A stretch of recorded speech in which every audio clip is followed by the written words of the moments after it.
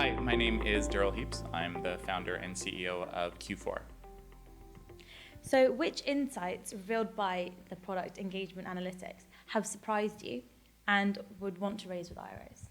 Sure, thanks. Well, probably what's most surprising is first the data that drives engagement analytics is based on all of the website, email, and event analytics that come from all of our clients across the entire platform.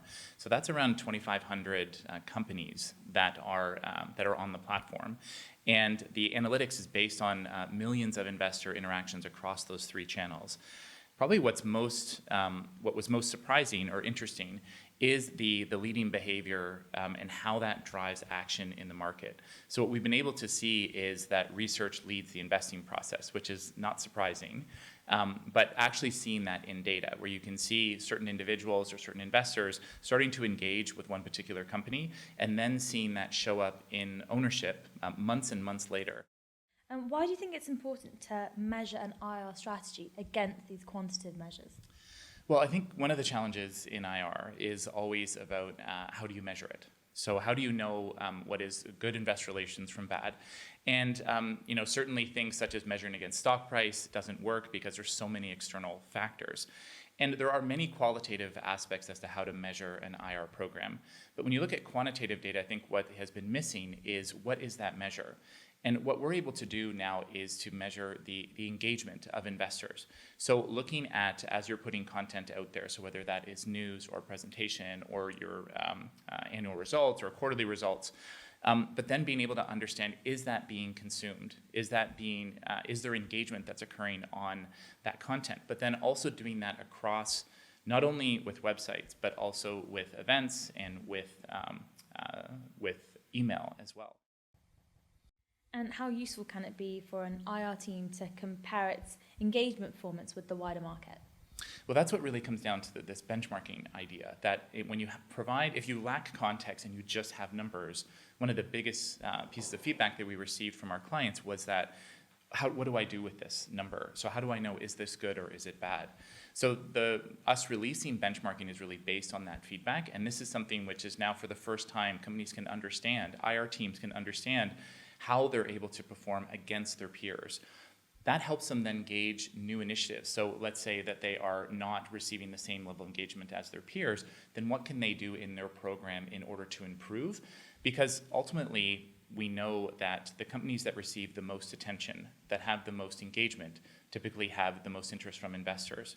And that's a great correlation to buying behavior, or it can also be selling behavior. So if you get a lot of attention on a company that's going through a difficult time, you would also know that that would put pressure on the stock. So it's not always buying, but that ability to understand the relative performance of how the external IR content and program is being consumed is something that we think is a new piece of data that is really essential for all IR programs. So what would you say are the patterns or correlations, if any, that you're seeing between the types of investors or companies in the sector and the kind of content that they engage with?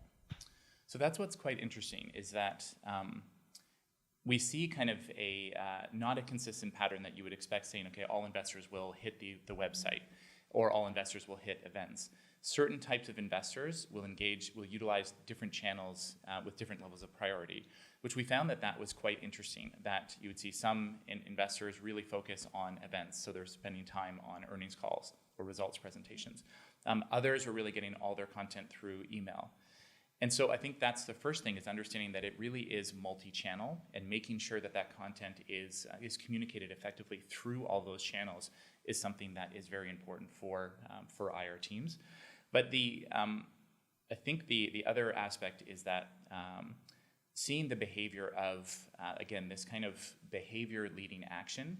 In a couple of cases, what's been most kind of impressive is seeing the ability to understand activism. Mm-hmm. So activist investors, so we track it's about 1,500 institutions that we are able to identify and track their behavior across the platform. A good number of those are activists. So we're able to see activists engaging in a company's content, and we're able to see their behavior right down to the actual content. So are they looking at ESG policies, or are they looking at kind of board dynamics or other types of content?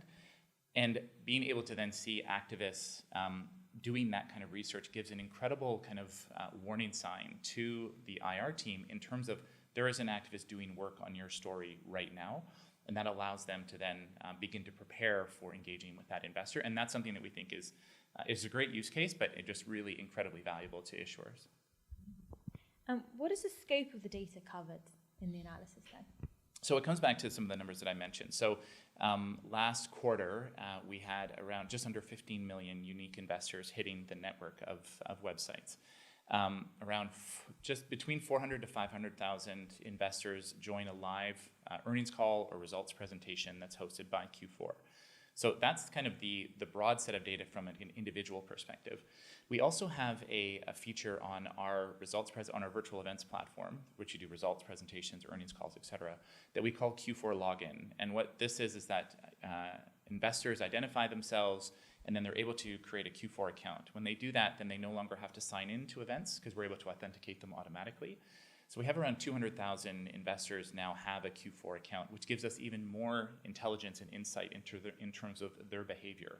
So when you add kind of like dedicated accounts, 200,000 attending virtual events, 400 to 500,000, and then millions of investors, the number of data points that we're tracking, the kind of the data model, if you will, is absolutely vast. And it's something that's really exciting in terms of, I think we're just starting to really see it now that we've brought it all together around what is actually possible in terms of the insights that we can generate from it. That is really exciting. And without naming names, can you also provide any anonymized examples? I think the best examples are probably the activists. So being able to see, because of how we've architected this, we can look at not only from kind of a company looking outward, but we can identify a particular institution and look at their behavior against the entire network.